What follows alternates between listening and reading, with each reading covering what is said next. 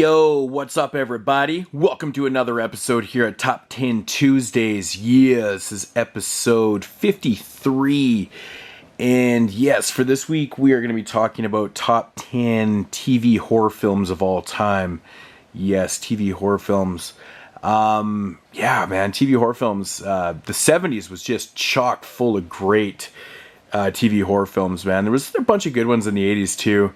TV horror films now are like, sci-fi and chiller type films that, aren't really the greatest. But yeah, the 70s had an abundance of really good ones. So, but without further ado, top 10 of my personal favorite picks of TV horror films. If you want to stay to the end of the video, I'll just name off a few that you might not see in this video and the reasons why they're not there.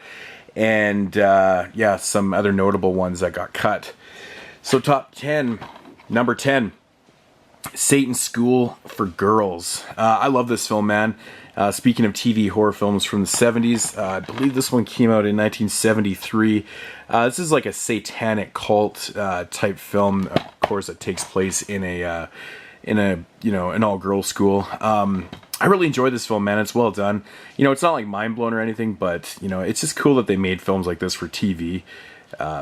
That's what I love about the 70s, man. They didn't really hold anything back with their TV films. Pretty awesome stuff. Satan's School for Girls. If you want to know my full thoughts on this one, I believe I did a full review on Body Bags, so if you want to go check out that review, you can check it out. But Satan's School for Girls, cool film from the 70s. In at number 9 here is Someone's Watching Me, directed by John Carpenter. This was released the same year as Halloween, of all things, of course, from 1978. This one is basically more of a suspense thriller. I guess it has horror elements in it too. But yeah, really, really well shot film. It's got a lot of John Carpenter, staple shots and things like that in this one. Of course, it's got Adrienne Barbeau in it. It's pretty cool. Basically about a girl that's just being stalked. She starts getting like anonymous phone calls and weird things with lights and other trippy weird things start happening to her and stuff. And yeah, Someone's Watching Me. The title says it all. Good performances and really well shot. Like, it's a good TV film, I have to say. Another great one from the 70s. But if you've never checked this out, it's part of the Twisted Terror collection. You can pick up this box set for shit, man. I don't know. You can get like between $5 and $10. It seems like that. Pretty cheap these days. So Someone's Watching Me. Good stuff from John Carpenter. And at number 9. Number 8 is Devil Dog, Hound of Hell. This movie's fucking hilarious, man. It always cracks me up. It's basically about a dog that's, like possessed by the devil. Starts going batshit crazy, man. The fucking end of this movie has got to be some of the funniest shit I've ever seen. Always makes me laugh every time I watch this movie. But a super, super fun film about a killer dog, I mean, really, you can't go wrong. If you like killer dog films, got to check out Devil Dog. Really, really fun stuff. And at number 8. Number 7, also from the 70s, so this is the 4th straight one. I think Devil Dog came out in 1978 or something like that, or I can't remember. Dead at Night from 1977. This is an anthology film that's really, really good. It's short, though. I believe this one only runs, let me see, was it 73 minutes? Yeah. And you got another film on here, 52 minutes. Good stuff, though, man. I really like the first one, Second Chance, about this guy that gets transported back to 1926. It's a really cool story. The second one, I honestly don't remember fully for some weird reason. But the third one, Bobby, is really creepy, atmospheric and stuff, about a boy that's thought to be dead at the beach and stuff. Really cool stuff. But Dead at Night, always enjoyed this one. I think we were actually going to do this on the podcast a while back, but we had a lot of issues and things were happening at the time, so never got around to doing it. But yeah, Dead at Night, another great film from the 70s. Look at that, 4 straight from the 70s. Dead at Night. So in at number 6 is another film from the 70s, and that's Trilogy of Terror. Everybody knows about this one right here. It's, of course, starring Karen Black. 3 shorts. I believe that she plays 4 different characters in this. The third story is always the one that people remember the most, with the Zumba, whatever, the Zumba fetish doll. They call it on here the murderous Zuna fetish doll. But yeah, Karen Black does a great job in this, playing so many different type of characters, just showing her versatility and her acting skills and stuff. But really well shot, really well done anthology film from the 70s. Again, you know, lots of really good anthology films from the 70s. Trilogy of Terror. I really wish that they'd release part 2, you know, legitly. You know, it's heavily bootlegged and stuff, but yeah, I don't know. I'd just like to see them release it. I'm really surprised it hasn't. It must have music issues or something. But yeah, great stuff here. Rest in peace to Karen Black. That was number 6. Number 5, and the first film that wasn't from the 70s, we hit into the 1990s with It. And yeah, everyone knows about this, man. This movie actually scared the shit out of me when I was a kid.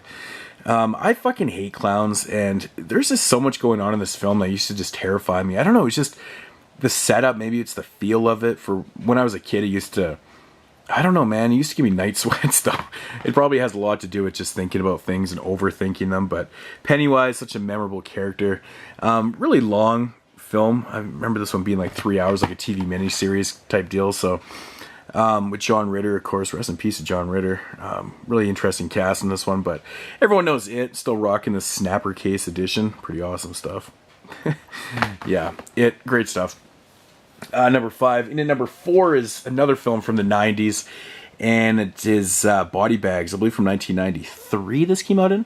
Directed by, of course, John Carpenter and Tobe Hooper. Really great stuff, though, man. I mean... Everybody knows about Body Bags also. The gas station, of course, you know, not to sound too cliched or anything, but is my favorite one. I just really like the way it's shot. I like the whole setup of it, and it's creepy, and, you know, it's just atmospheric, too. It's just a really well done short. Really awesome stuff by John Carpenter. Yeah, Hair, of course, with Stacy Keach, man, just fantastic. Stacy Keach always puts on such great performances. Love the premise of Hair, though. It's just fucking awesome. And, of course, who was directed by Tobe Hooper with Mark Hamill, the baseball player. That's an interesting one, too. It's just a really fantastic anthology film. You definitely can't beat it, so good stuff from the 90s. And yeah, that was number 4. In at number 3, we're taking it back to the 1970s and 1979, and that's Salem's Lot, Stephen King adaptation, made for TV film. Again, super long, just over 3 hours long, but really effective and atmospheric and just very memorable, you know, vampire. You know, really great stuff, man, by Tobe Hooper here. One of his better films. Who knows, maybe even his like last great one, I don't know. People are going, really? Texas Chainsaw Massacre 2? Yeah, I don't know. I think this is actually a better film than that, but Salem's Lot, really great stuff, man. What can I say about Salem's Lot? This movie needs like a Blu-ray treatment. You know, I'm really surprised it doesn't have a Blu-ray. It's crazy, but good one from 79. Into number 3. Number 2 is the 1971 Steven Spielberg classic Duel. This one's making another appearance here on a top 10 video. Of course, this made by number 1 road horror films of all time. This movie's awesome, man. This is like really great stuff. Really well shot. It's effective. It's scary. You know, it's intense. Just basically about you know, a guy that's getting fucking chased down by this huge killer rig right here. Yeah, it's just really great stuff, man. I love the rig in this film. It just looks so badass. It's all old and beat to shit and just shitty looking, but it's just scary, man. Freaky shit. So, one of my favorite Spielberg films of all time. Love this thing. Great stuff. Duel, 1971. And, of course, my number 1 TV horror film of all time is, of course, Dark Night of the Scarecrow from 1981. Of course, I've done a full-length review on this in my 1980 or my 52 horrific weeks in 1981 series.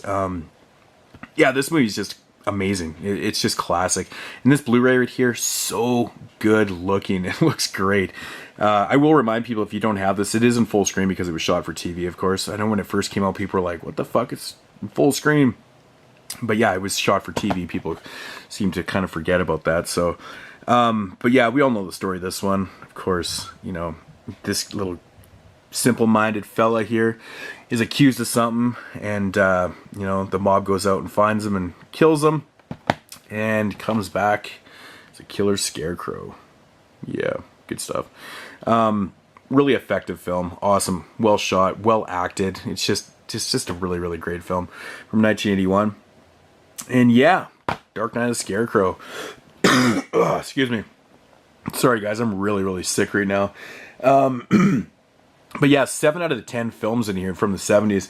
A couple of the films that didn't make it on this list, Bad Ronald, of course. I don't have a copy of that film. That movie's fucking awesome, and I just don't have a copy.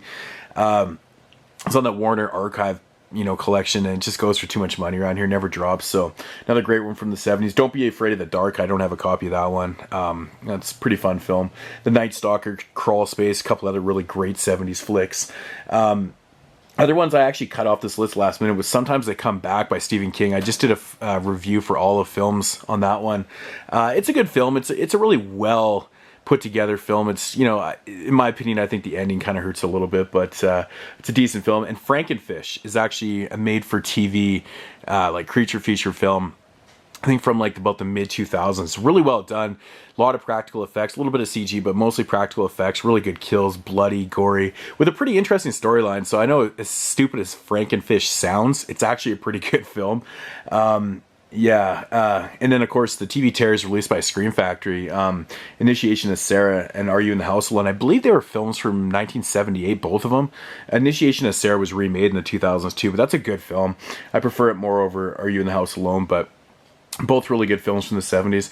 And one that I've always wanted to get my hands on is Home for the Holidays. It was like a kind of a, I think it was a slasher film from 1972 or something like that, kind of like a slasher film, but I think Echo Bridge released that into some stupid 8-pack, but lots of good 70s films. But do a quick little roundup here. Satan's School for Girls, Somebody's Watching Me, Devil Dog, Dead of Night, Trilogy of Terror, It, Body Bags, Salem's Lot, Duel, and of course Dark Knight of the Scarecrow, rounding out the top 10 TV horror films of all time. Yeah, my throat is killing me. It's super dry and I need a drink. So I'm going to cut this video off because I am blabbling like I always say. Make sure to watch everyone else's videos I do the series with. I'll leave all the links down below. And I hope you enjoyed the video. And again, peace out.